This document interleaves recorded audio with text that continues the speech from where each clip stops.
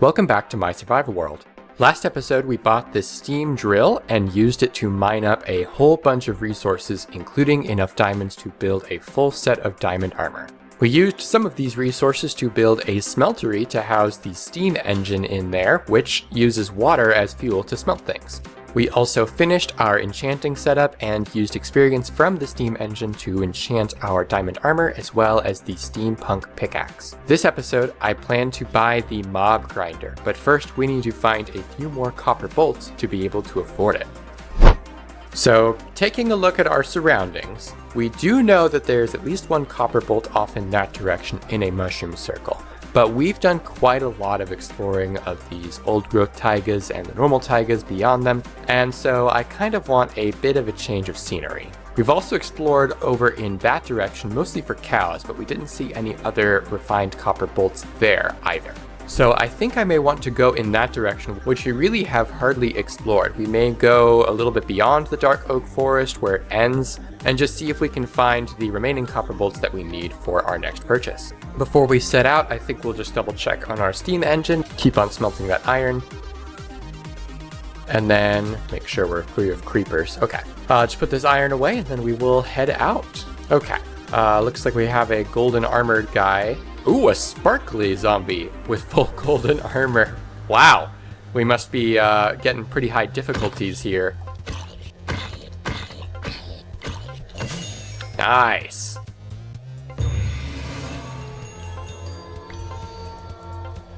Yeah, I've mentioned before I'm playing on normal difficulty, so it's actually pretty uncommon to get armored mobs like that, especially fully armored zombies like that.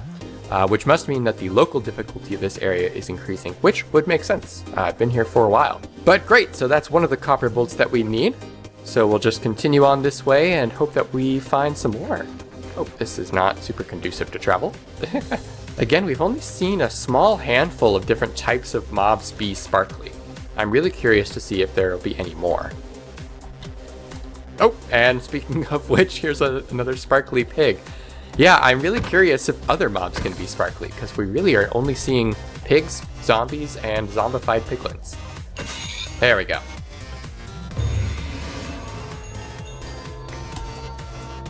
I've said it before, but this Rivet Gauntlet is just really nice, especially for those sparkly mobs that have extra health. So with only one copper bolt left to find, should be pretty easy. Just gotta keep an eye on the horizon, both for evidently sparkly mobs, and also just the outline of any copper bolts that might be hidden.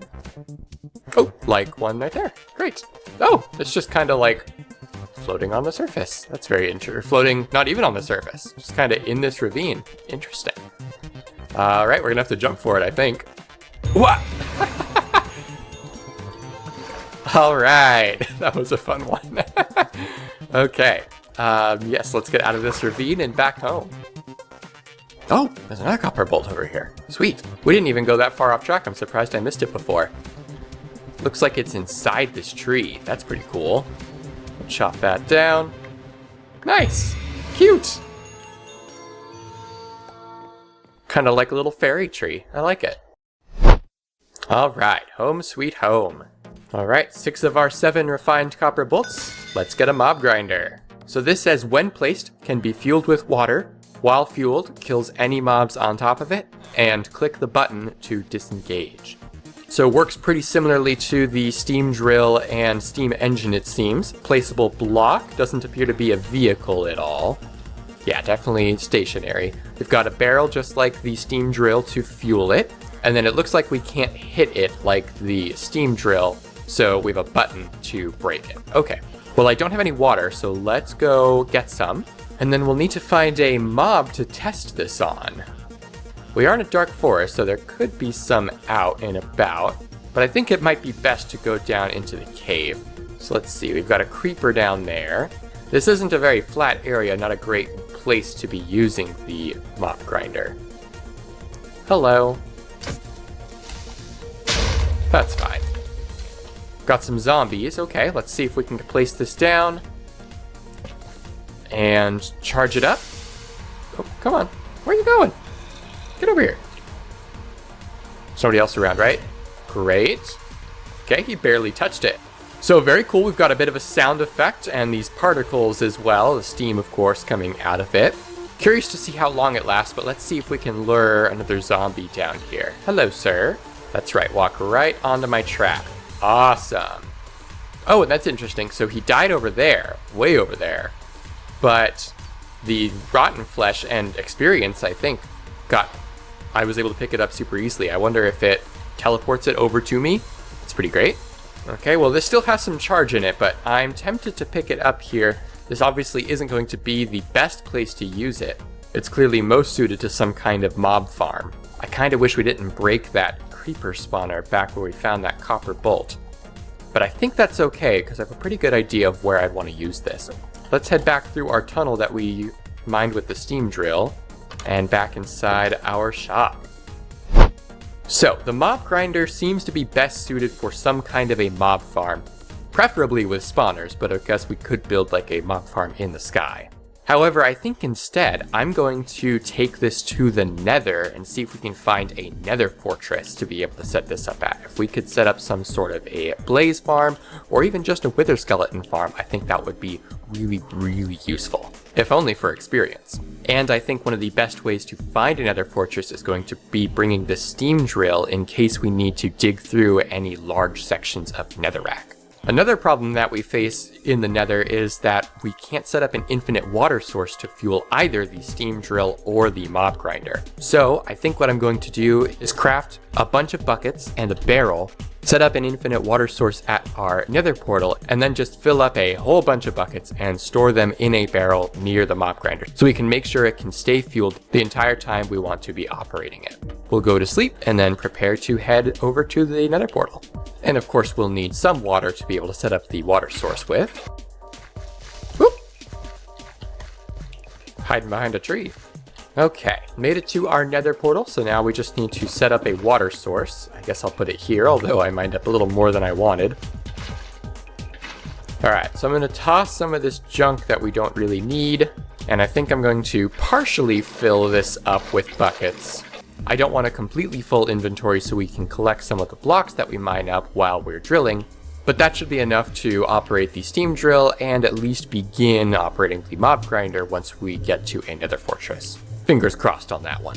Alright, let's head into the Nether. Now I did neglect to bring my golden boots, so hopefully we don't run into any normal piglins that want to cause me some trouble. I'll also take care of this hoglin. Alright, now looking around, thinking strategically, we want to be searching for a Nether fortress. We can't see one off in that direction, which doesn't mean that it doesn't exist, but it's going to be a little bit more challenging to reach it probably due to that lava lake down there, and it's just in a soul sand valley, so I think that's a less ideal place to be traveling. The best way to travel without a doubt is going to be our steam drill, which pretty much limits our easily traversable directions to this way and that way, I think. Since that way is also a gap and also seems to be at least partly a soul sand valley. Now, if we travel over here and try not to invoke the wrath of this ghast. Oh, okay, we are going to invoke the wrath of the ghast. I think he's floated away by now. Alright. Now, if we travel over this way just a little bit, we see that off in that direction is a basalt delta, and I think odds are pretty good that it's going to stretch over that way too. Which is going to be not ideal because those tend to be a lot more open, and we could end up falling into lava, which I don't want to do with the steam drill when we might not be able to react as quickly. So at least to start off, I'm going to start traveling this way, and at least see if we have a nice wall to pierce into. Okay, this looks pretty good. Yeah, very solid wall. Doesn't appear to be a whole lot more to it. We've got some normal caves and ravines down there, but I think the terrain's gonna be pretty thick here for a bit. So, ideal location to mine into. Let's set up our steam drill, we'll charge it up, and get moving.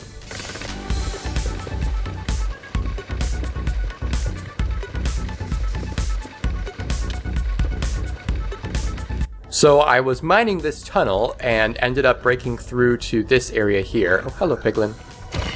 And ended up breaking into this open area here. So since the steam drill still had some charge in it, I decided to turn off in this direction and just, continue through the solid rock. And we happened upon some ancient debris. Now, I was under the impression that ancient debris only spawned pretty much below the lava lakes, near bedrock level, and then a little bit more rarely way up above near the bedrock roof, above this sort of ceiling of netherrack here. So this doesn't seem like the right place for it, but evidently I must have been wrong. So let's go ahead and grab some ancient debris. That's awesome. I don't know if we'll actually end up being able to use it, but it's pretty neat to have found it. So I ended up, of course, breaking the steam drill so I could, talk and gather up that ancient debris. But let's go ahead and break out in here. Oh, well, that was easy. I was gonna say and take a look around and see if we can spot another fortress, but it's just right there. Well, cool. Well, let's hop up here and see if we can get to it pretty easily. So over that whole section is over a lava lake, so not super accessible. Looking over here, it looks like the bridges do extend and get pretty close to the ground over here. So we should be able to get over there pretty easily. Oh, we got some blazes already. Yeah, he's gonna be able to see us. Let's take care of him real quick. Okay. So now it's a matter of figuring out where and how we want to implement our mob grinder. So in theory, a blaze spawner is going to be the most consistent source of mobs for it. However, they're going to be unlikely to actually pathfind onto it. So unless the mob grinder does work if we place it like on top or just below the blaze spawner, that might be a little bit difficult. Worth a try, perhaps. The other alternative is to set up some spawning spaces for wither skeletons. That's going to be a lot more time consuming, require converting quite a lot of the fortress to be not spawnable, but might be our only option to get a consistent and useful mob grinder farm if the blaze spawner option doesn't work. So, step 1, finding a blaze spawner. That appears to be a dead end. Let's go this way. Looks like 2 dead ends here, but this does continue to multiple dead ends. Okay. So, nothing useful over here. So I see a wither skeleton over there. We're going to leave him alone for now. Is that... I think that's a dead end. So, continuing up this way. We're getting pretty lucky with our roaming blaze spawns. They think they would be really annoying. That appears to likely be a blaze spawner. Great. So, set a path. Alright, there it is. Game plan before we approach, we're going to need to do a little bit of mining underneath it, I think, to place the mob grinder below it. Hopefully that provides enough room. And then we're going to need to fill in some of the surrounding area so that blazes aren't spawning way off to the sides. Thankfully, it looks like this is going to be completely encased in netherrack, so it should make it a lot easier.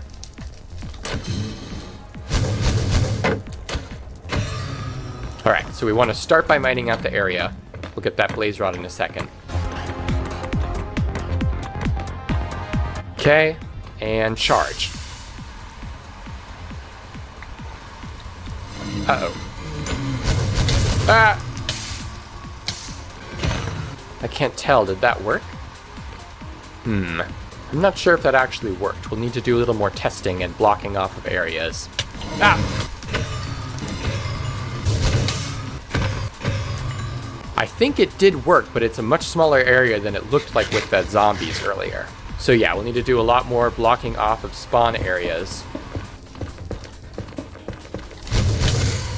Okay, we need to block off down here as well.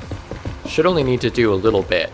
Of course, the spawner itself is getting in the way, so we need to block that off too. Okay, I think we're making progress.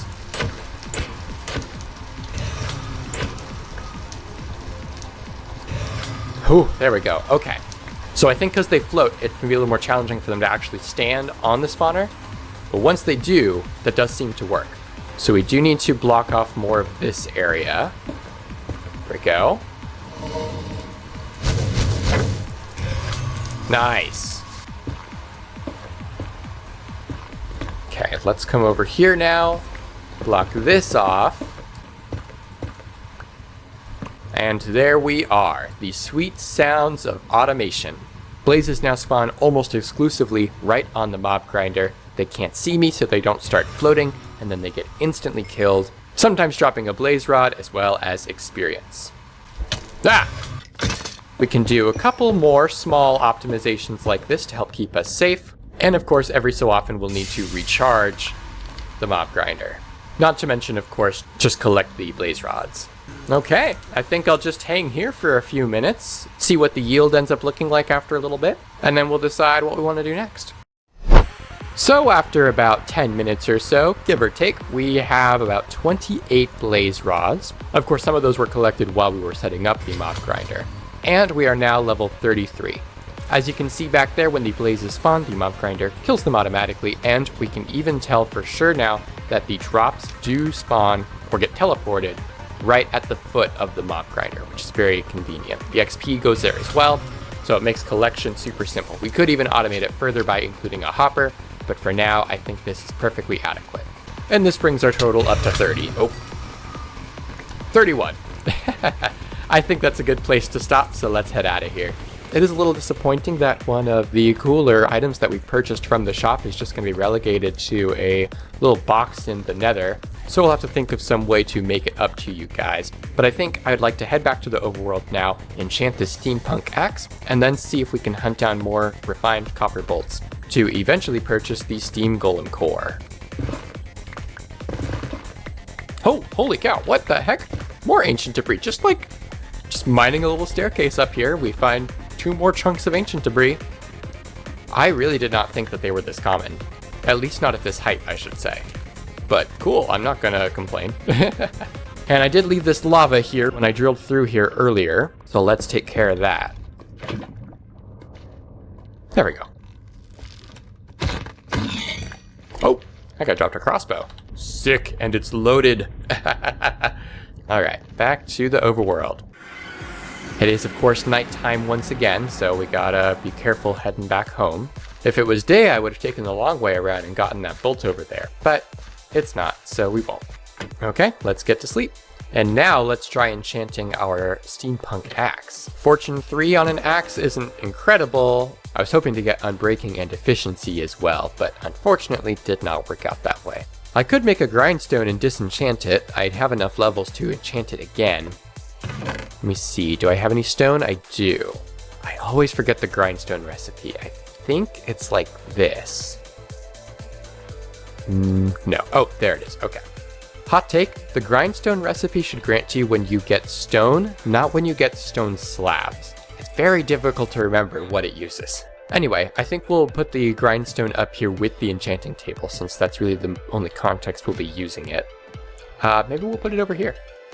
Alright, disenchant that, and let's try again. Unbreaking 3 sounds much better, and efficiency 4, and fortune 2. Patience pays off. That was so much better than our first try. So we are still 7 refined copper bolts off from being able to afford the steam golem core, which is the last item that is in the shop.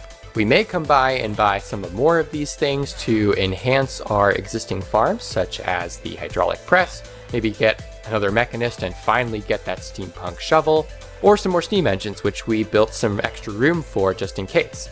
But all of these things require refined copper bolts that we do not have right now. So I think instead, for right now, I'm going to finally do what I've been wanting to do for quite a while, which is decorate and redecorate some of our home, both interior and exterior. Since we built the first floor in such a state of emergency in the first episode, we didn't really get to fully decorate it and give it a lot of the aesthetic features that I would have wanted if I had been afforded a little bit more time and safety. And similarly, both the second and third floor up above there have a bunch of empty space that isn't really being utilized for anything that I would really like to fill with some, again, just mostly aesthetic features, just to make this place feel a little bit more homey.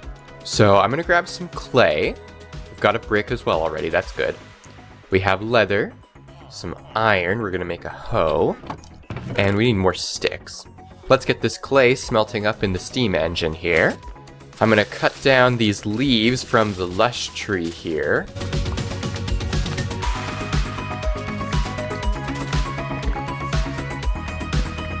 Let's grab some sugar cane. I know there were some sheep back over here. Oh, this is a birch forest. Okay, I think we might have gone too far. I could have sworn there were some sheep somewhere over here. Where did those sheep go?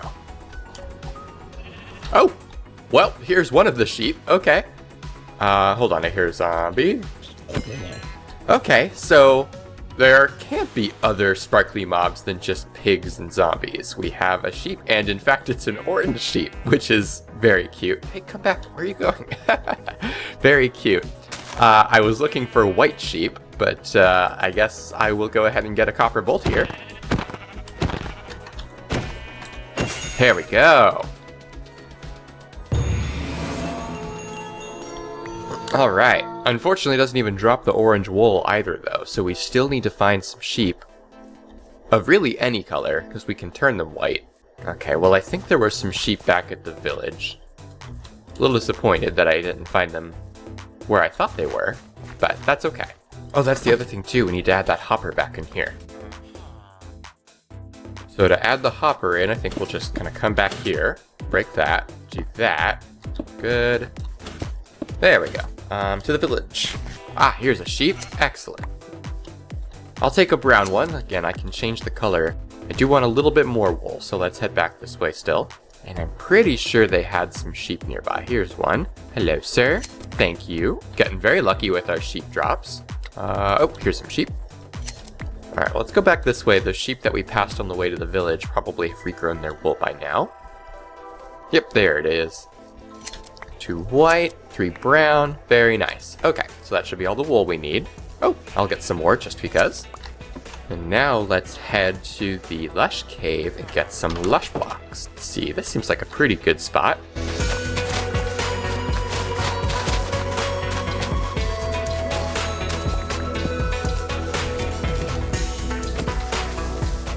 Yeah, that's fair. I did not move fast enough. Okay, I think that's plenty of that.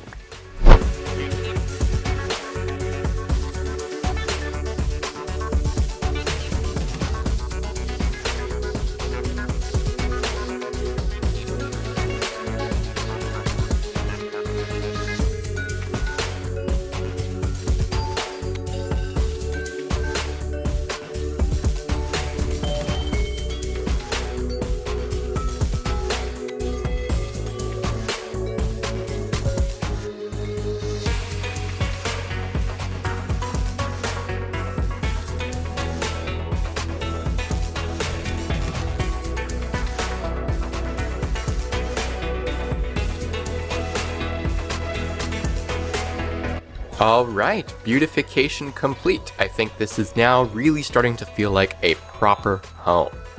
As you can see, I went ahead and put some of my smithing templates to use and added some copper to my diamond armor, which I think looks pretty nice and ties it together very well with the inventor's goggles.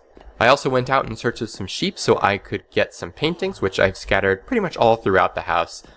Mostly symmetrical, but this is the one spot where I liked. There's only the one painting that is this size, so I went ahead and went with a different one for that one over there. I put an item frame here for the steam drill. I did end up crafting a few more item frames, but there was nothing really to put in them at the moment. But we do have them, so I'll probably place them here and there as time goes on. I did move the furnaces upstairs. Before we take any further look inside, let's go ahead and take a look outside. So I went down and collected some lush blocks from the cave below to just really beautify the area outside. Just immediately on the border of our house, sort of integrates into the surrounding terrain.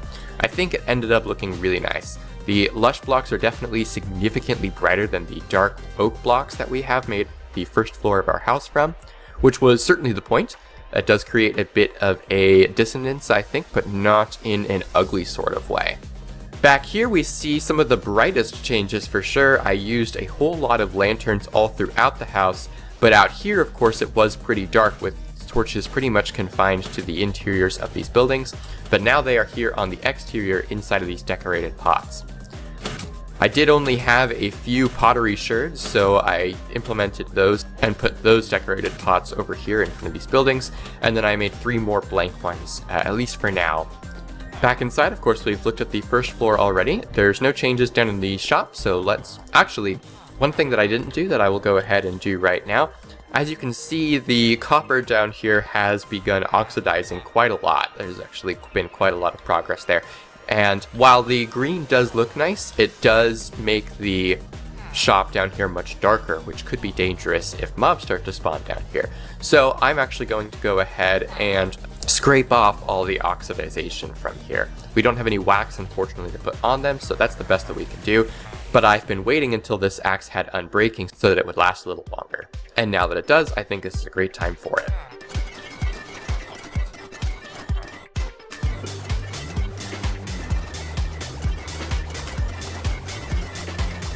There we go.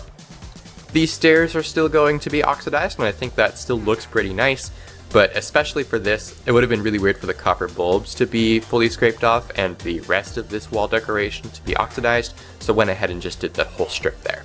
Moving on to the second floor, we didn't do a whole lot here, mostly added paintings and the lanterns like I mentioned. I did add this loom over here, mostly just for decoration. I was hoping to do a little bit more over here, but I ended up using all of the wool for these paintings, so I wasn't able to make any like carpet or anything over here.